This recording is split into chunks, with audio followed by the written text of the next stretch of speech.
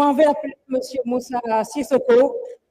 Il est le chargé de la communication de l'intersyndicale des travailleurs des collectivités territoriales. M. Sissoko, vous avez 5 minutes. Merci bien.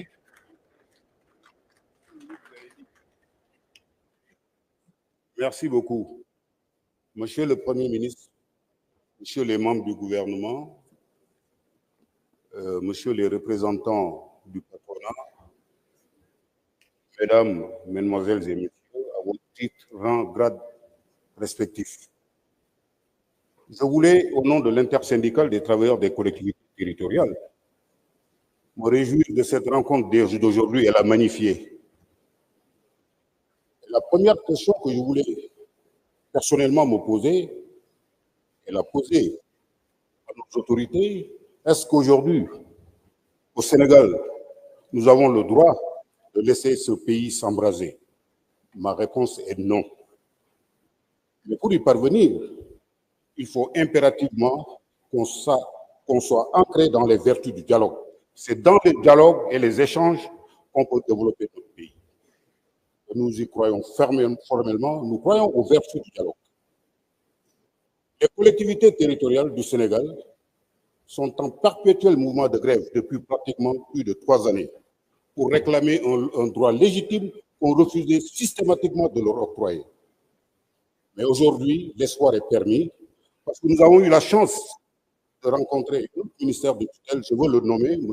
Moussa Bala Fofana, qui nous a fait l'amabilité de nous rencontrer pour aller ensemble faire des compromis dynamiques. Et aujourd'hui, des propositions ont été faites par l'intersyndicale des travailleurs des collectivités territoriales et nous espérons que les jours à venir, sur les 601 collectivités territoriales, les travailleurs qui me regardent fondent beaucoup d'espoir sur notre gouvernement. Et je pense que nous allons régler le problème de manière définitive parce que les travailleurs des collectivités territoriales, nous rêvons, nous tous ici dans ce pays-là, de voir des collectivités territoriales viables, attractives et porteuses de projets de développement, avec des ressources humaines de qualité. Mais malheureusement, au Sénégal, cette image écornée que nous avons sur les travailleurs des collectivités territoriales, vraiment, n'est pas bien. Il faut qu'on sache que ce pays-là ne peut pas se développer sans les collectivités territoriales. Et ces travailleurs méritent quand même beaucoup de la nation. Aujourd'hui, depuis 3 ans, nous sommes en grève pour réclamer ce droit légitime. On refuse systématiquement de nous donner. Moi, je pense, Monsieur le Premier ministre, l'espoir est permis. Et aujourd'hui, ces travailleurs qui me regardent à travers le Sénégal font beaucoup d'espoir sur vous et pensent qu'à la sortie de cette salle, vraiment, on va dire enfin, les travailleurs des collectivités territoriales vont être payés parce que tout simplement, ils le méritent amplement. Mais vous savez, les mots ont leur sens. Quand vous regardez le Code des collectivités territoriales, dans son article 29, il stipule que toute revalorisation de rémunération allouée à l'agent de l'État est d'office applicable aux agents des collectivités territoriales. Cela n'a pas été écrit en bambara, c'est écrit en français. Donc cela, il faut qu'on le sache et qu'on respecte les travailleurs. Vous savez, vous tous ici, que nous sommes sans collectivité territoriale. Au Sénégal, 80% de la politique de santé de notre pays, nous avons les collectivités territoriales. Nous avons nos centres de santé, postes de santé. Nous avons une expertise avérée dans nos collectivités territoriales. Nous avons quelqu'un qui fait dans nos collectivités territoriales. Nous avons nous donc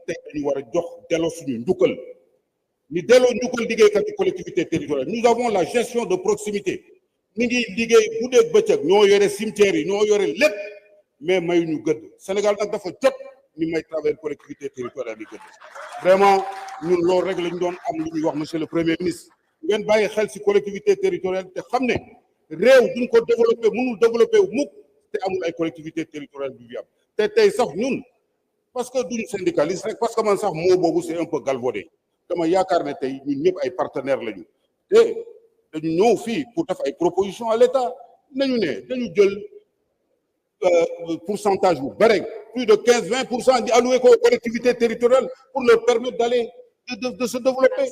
Mais en tout cas, monsieur le Premier ministre, à travers les collectivités territoriales, nous avons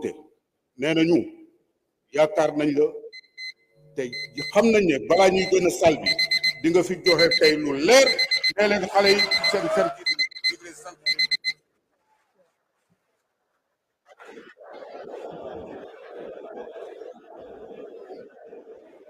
Jërëjëf, Monsieur Sissoko.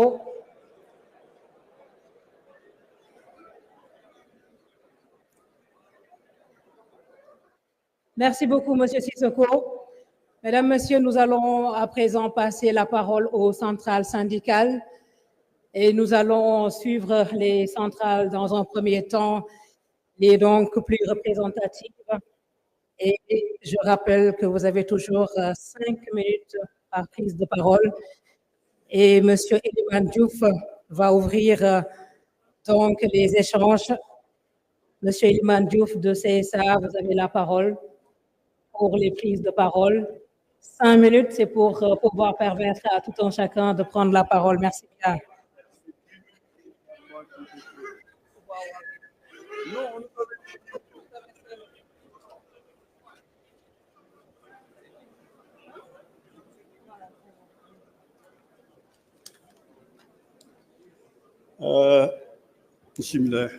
Monsieur le Premier ministre, Mesdames, Messieurs les membres du gouvernement, Mesdames les membres du patronat, Messieurs, Madame les membres de la société civile, camarades secrétaires généraux, chers invités, camarades travailleurs, je voudrais à l'entame de mes propos préciser, Monsieur le ministre et le Premier ministre, qu'à l'avenir, nous souhaiterions être impliqués dans les commissions techniques qui préparent des rencontres pareilles. Parce que nous sommes venus jusqu'ici, nous ne savions pas quel était le programme de cette rencontre. Et nous pensons qu'une rencontre de si grande importance. Nous étions tous en mission à Abidjan. Nous avons écouté notre mission parce que nous donnions de l'importance à cette concertation. Et nous souhaitons que cette rencontre puisse produire les effets escomptés. Je vous adresse les salutations de la Confédération des syndicats autonomes, la CSA. Monsieur le Premier ministre, la CSA se réjouit sincèrement de la tenue de cette rencontre tant attendue avec vous et vos collaborateurs pour exprimer de vive voix les préoccupations du monde du travail et prendre connaissance des orientations que vous allez imprimer à l'économie de notre pays et dont les piliers demeurent les travailleurs. Nous vivons dans ce pays qu'est le Sénégal comme acteurs, mais aussi comme citoyens. Les soubresauts qui le traversent nous interpellent puisque nous sommes impactés. C'est pourquoi, Monsieur le Premier ministre, nous souhaitons vous exprimer nos vives préoccupations quant au sort réservé à des milliers de travailleurs dans les services publics de l'État, dans l'administration et dans les sociétés et entreprises publiques et parapubliques. En effet, le dialogue social dans le cadre du tripartisme nous a valu par le passé de réelles satisfactions en termes de climat social globalement apaisé, de revendications satisfaites par des négociations collectives. Il est aussi vrai qu'en dépit de cette modalité de gestion des relations professionnelles, il subsiste toujours des questions importantes dont la prise en compte continue de mobiliser nos confédérations syndicales. Il s'agit notamment du respect des libertés syndicales dans la délivrance des récépissés des syndicats au niveau du ministère de l'Intérieur, de la poursuite des efforts importants déjà consentis dans le secteur de l'enseignement. Je pense que nos camarades de l'éducation ont déjà évoqué cette question. La CSA en appelle en tout cas à des concertations dans le secteur technique en soutien aux universités et aux institutions de formation professionnelle. Du respect des accords signés avec les syndicats d'enseignants, ils sont revenus là-dessus, j'en passe. De l'harmonisation du système de rémunération dans la fonction publique, étatique et locale. Je pense que notre camarade Sissoko en a parlé. de l'apaisement du climat social et budgétaire sans précédent dans lequel vit la Croix-Rouge sénégalaise, où nous souhaiterons, Monsieur le Président, Premier ministre, Monsieur le ministre de la Santé, que le renouvellement des instances de cette institution soit organisé de manière transparente pour permettre à cette structure de sortir de la situation dans laquelle elle est. De la mise en œuvre de certains accords comme celui de la convention collective de nettoiement avec les travailleurs de la SONAGED, effectivement qui constitue un instrument, la SONAGED, de création de beaucoup d'emplois pour la jeunesse de notre pays, mais également de la préservation des terrains attribués aux travailleurs du nettoiement qui a été accordé depuis 2022 et que malheureusement la situation en Mbour 4 bloque effectivement la prise d'effet de ces attributions. Nous souhaitons également faire un plaidoyer dans le cadre de la réforme de la Sénélec, les camarades syndicats de la Sénélec, à travers leur convergence, souhaitent l'organisation d'une large concertation nationale sur cette réforme afin de permettre à tous les acteurs de donner leurs recommandations sur ce projet. Également, nous avons quelques préoccupations, Monsieur le Premier ministre, qui sont d'ordre organisationnel. Une structure comme les NEAS, les nouvelles éditions africaines, qui a malheureusement un projet de réforme qui date de plus de 10 ans, qui n'est toujours pas mis en œuvre, et nous tous, nous savons ce que les NEA ont joué dans l'éducation dans notre pays. Nous avons également la question de la poste, où aujourd'hui, la question qui se pose, c'est comment mettre en place le plan de redressement dans lequel les travailleurs et la direction générale, les syndicats ont déjà travaillé et qui nécessite vraiment une mise en œuvre. Nous avons également le plaidoyer pour la relance du secteur du BTP. Nos vis-à-vis du patronat peut-être vont y revenir, mais nous, notre plaidoyer, c'est que la relance du secteur du BTP devra permettre de préserver des milliers d'emplois dans notre pays et je pense que nous sommes à la recherche de l'emploi, Monsieur le Premier ministre. Chers camarades, l'évolution de la situation économique de notre pays et sociale va naturellement et nécessairement charrier les nouvelles revendications par les travailleurs et des solutions comme celles pour lancer passif social devront être traitées à la lumière du bon.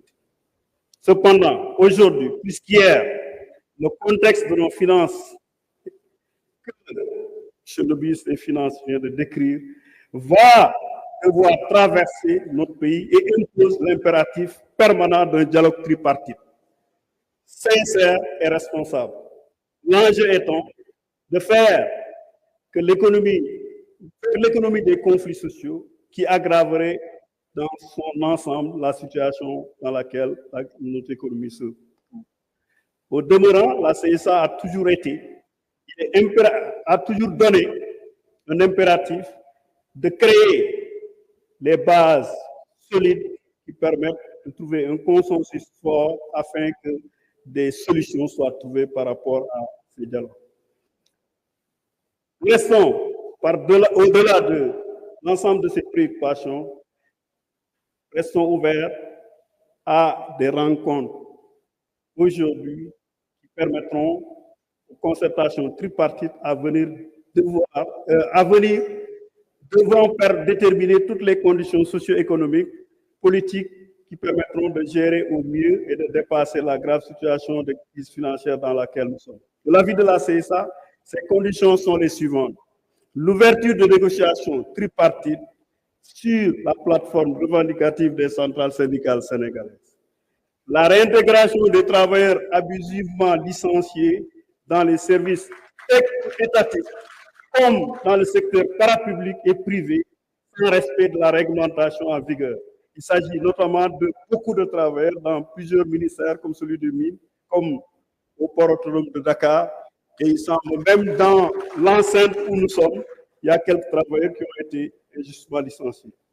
Dans plusieurs autres structures, nous pensons que un échange ouvert permettrait de voir comment gérer les difficultés dans lesquelles ces structures sont. Et nous pensons que seul le dialogue social permettra de trouver des solutions par rapport à ces questions. La disponibilité et l'ouverture et l'accessibilité des autorités envers les responsables syndicaux et leurs syndicats demeure une exigence sur le Premier ministre si nous voulons sceller un dialogue social pérenne et productif. Enfin, camarades, entre guillemets, Monsieur le Premier ministre, pour ne pas dire ex-camarade, la CSA vous remercie, exprime tout son espoir que ces préoccupations portées à votre aimable attention seront traitées dans le cadre d'un dialogue social constructif et dynamique. Je vous remercie de votre aimable attention.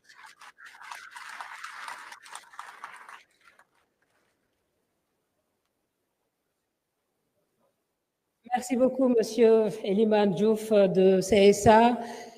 Et nous allons enchaîner avec Monsieur Cheikh Diop de la Synthèse FC pour votre prise de parole. Merci beaucoup, Monsieur Diop.